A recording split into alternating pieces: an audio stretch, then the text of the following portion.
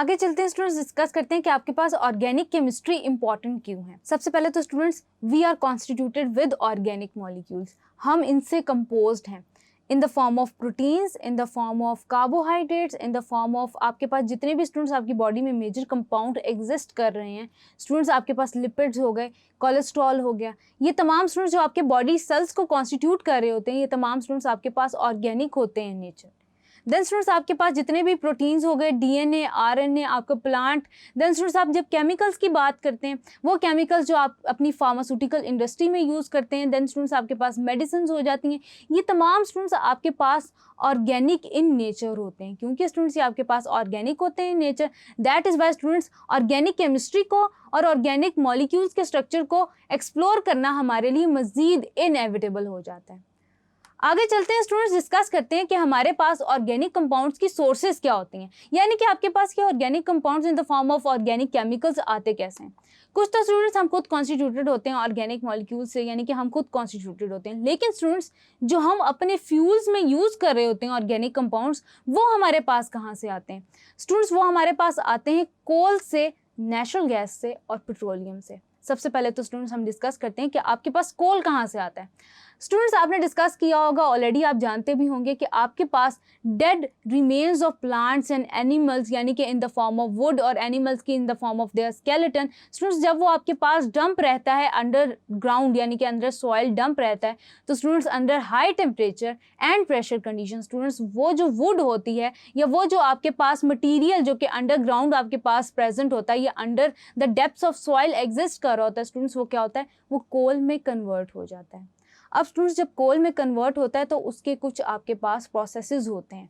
सबसे पहले तो स्टूडेंट्स क्या होता है कि हाई टेम्परेचर और प्रेशर कंडीशंस जब मिल रही होती हैं आपको under the depths of soil, तो स्टूडेंट्स सबसे पहले क्या होता है, फॉर एग्जांपल हम वुड ले लेते हैं, वुड स्टूडेंट्स आपके पास पीट के अंदर कन्वर्ट हो जाती है। देन स्टूडेंट्स आपके पास पीट को जब फर्दर हाई प्रेशर और टेम्परेचर मिलता है in the absence of oxygen या in the minimum supply of oxygen, तो स्टूडेंट्स आपके पास पीट कन्वर्ट हो जाती है लिग्नाइट के अंदर, लिग्नाइट। देन स्टूडेंट्स आपके पास फर्दर लिग्नाइट अपनी फॉर्म में एग्जिस्ट नहीं करती, स्टेबल नहीं रहती, जबकि आगे कन्वर्ट हो जाती है बिटुमिनस कोल के अंदर, बिटुमिनस कोल। देन स्टूडेंट्स आपके पास बिटुमिनस कोल कन्वर्ट हो जाता है एंथ्रासाइट के अंदर।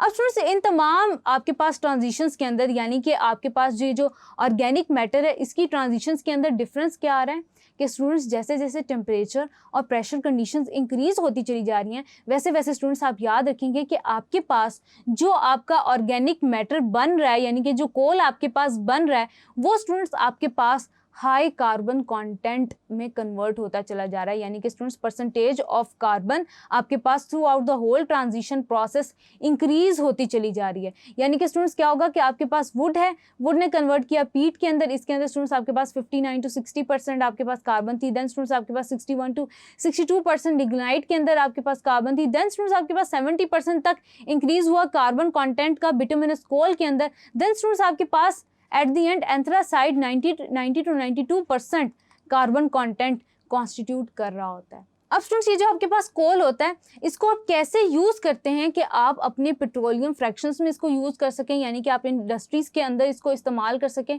तो स्टूडेंट्स इसको सिग्निफिकेंट बनाने का ये तरीका होता है कि आप कोल की कार्बनाइजेशन करते हैं या डिस्ट्रक्टिव डिस्टिलेशन करते हैं at very high temperature. Students आप क्या करते हैं, टेम्परेचर को 1000 डिग्री सेल्सियस पे 5000 डिग्री सेल्सियस तक इंक्रीज करते हैं in the case of coal. और स्टूडेंट्स क्या करते हैं कि जब आप इतना ज़्यादा हीट करते हैं तो स्टूडेंट्स आपके पास क्या होता है कि कोल अपनी 3 फ्रैक्शंस के अंदर कन्वर्ट हो जाता है, दैट इज स्टूडेंट्स आपके पास कोल टार, कोल गैस और पेट्रोलियम ईथर। कोल गैस, कोल टार और स्टूडेंट्स आपके पास कन्वर्ट हो जाता है कोक के अंदर। यानी कि स्टूडेंट्स इतना ज़्यादा हाई टेम्परेचर जब आप प्रोवाइड करते हैं तो ये कन्वर्ट हो जाता है अपनी 3 फ्रैक्शंस के अंदर, कोल गैस, कोल टार या कोक के अंदर। अब स्टूडेंट्स आपके पास ये जो 3 फ्रैक्शंस आती हैं इनको आप फर्दर यूज़ करते हैं। कैसे यूज़ करते हैं स्टूडेंट्स? आप वो प्रोसेस जिसके थ्रू आप कोल को कोल गैस, कोल टार और कोक में कन्वर्ट करते हैं at very high temperature, students उसको आप कहते हैं carbonization. In the absence of oxygen. अब स्टूडेंट्स कार्बनाइजेशन के थ्रू आपने कन्वर्ट कर दिया कोल गैस, कोल टार और कोक में। अब स्टूडेंट्स आप क्या करते हैं कि ये जो कोल टार है आपके पास, इसको आप फ्रैक्शनली डिस्टिल करते हैं, यानी कि आप इसकी फ्रैक्शनल डिस्टिलेशन करते हैं। स्टूडेंट्स फ्रैक्शनल डिस्टिलेशन को हम ऑलरेडी डिस्कस कर चुके हैं। उसका करने का मकसद क्या होता है स्टूडेंट्स, ये जो कोल टार होती है ये आपके पास मिक्सचर ऑफ एरोमेटिक कंपाउंड्स होती है। अब स्टूडेंट्स ये जो आपके पास एरोमेटिक ऑर्गेनिक कंपाउंड्स होते हैं, ये वो ऑर्गेनिक कंपाउंड्स होते हैं जो कि रिंग्ड फॉर्म में एग्जिस्ट कर रहे होते हैं। अब स्टूडेंट्स ये जो एरोमेटिक ऑर्गेनिक कंपाउंड्स होते हैं, इनकी बहुत ज़्यादा एप्लीकेशंस होती हैं आपकी पेट्रोलियम इंडस्ट्री के अंदर। अब क्योंकि स्टूडेंट्स इनकी बहुत ज़्यादा एप्लीकेशंस होती हैं आपकी पेट्रोलियम इंडस्ट्री के अंदर, दैट इज़ वाई स्टूडेंट्स आप क्या करते हैं, कोल टार को आप ट्रीट करते हैं हायर टेम्परेचर के ऊपर।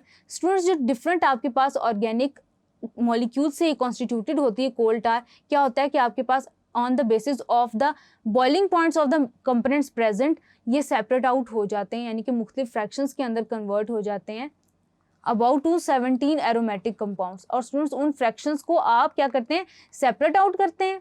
उन फ्रैक्शंस को सेपरेट आउट करके आप उनको मुख्तलिफ एप्लीकेशंस के अंदर यूज़ कर रहे होते हैं। तो स्टूडेंट्स इस तरह से हमने डिस्कस किया कि आपके पास कोल कैसे जनरेट होता है, फिर कोल को आप कैसे यूज़फुल बनाते हैं, उसको कोल टार में कन्वर्ट करके कोल टार की फ्रैक्शनल डिस्टिलेशन जब आप करते हैं तो आपके पास 217 एरोमेटिक कंपाउंड्स आते हैं। और स्टूडेंट्स आप ये याद रखेंगे कि आप कोल को पावर जनरेशन ऑफ इलेक्ट्रिसिटी में यूज़ करते हैं। उसके अलावा स्टूडेंट्स आप वेरियस पावर प्लांट्स में यूज़ करते हैं इसको। उसके अलावा स्टूडेंट्स आप याद रखेंगे कि आपको ब्रिक इंडस्ट्री के अंदर भी इसको इस्तेमाल किया जाता है, मुख्तलिफ किल्न्स के अंदर भी यूज़ किया जाता है। देन स्टूडेंट्स हमने डिस्कस किया था कि आप आयरन की या स्टील की जो मैन्युफैक्चर करते हैं उसके अंदर भी स्टूडेंट्स आपके पास ब्रिक्स यूज़ हो रही होती हैं, कोल यूज़ हो रहा होता है हाई टेम्परेचर को मेंटेन करने के लिए। स्टूडेंट्स फर्दर हम डिस्कस करते हैं नेचुरल गैस को। स्टूडेंट्स आपके पास जो नेचुरल गैस है वो गैस की फॉर्म में इसलिए एग्जिस्ट करती है क्योंकि स्टूडेंट्स आपके पास जो नेचुरल गैस है वो mixture of low boiling hydrocarbons है। स्टूडेंट्स जो आपके पास नेचुरल गैस है वो मोस्टली कॉन्स्टिट्यूटेड होती है मीथेन से, जो कि स्टूडेंट्स आपके पास गैस की फॉर्म में एग्जिस्ट करती है।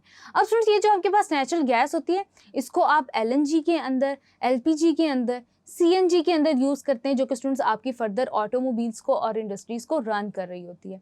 स्टूडेंट्स आपके पास ये लो बॉइलिंग लिक्विड से क्योंकि कॉन्स्टिट्यूटेड होता है, दैट इज़ वाई स्टूडेंट्स क्योंकि वो वॉलेटाइल होते हैं। नेचर वॉलेटाइल होने का क्या मतलब है कि अपनी वेपर्स फॉर्म के अंदर एग्जिस्ट कर रहे होते हैं। दैट इज़ वाई स्टूडेंट्स आपके पास जो नेचुरल गैस है या मीथेन ये typical gaseous state of matter के अंदर एग्जिस्ट कर रही होती है। आगे चलते हैं स्टूडेंट्स, पेट्रोलियम को डिस्कस करते हैं। स्टूडेंट्स जो आपके पास मिनरल ऑयल होता है उसको आप पेट्रोलियम कहते हैं।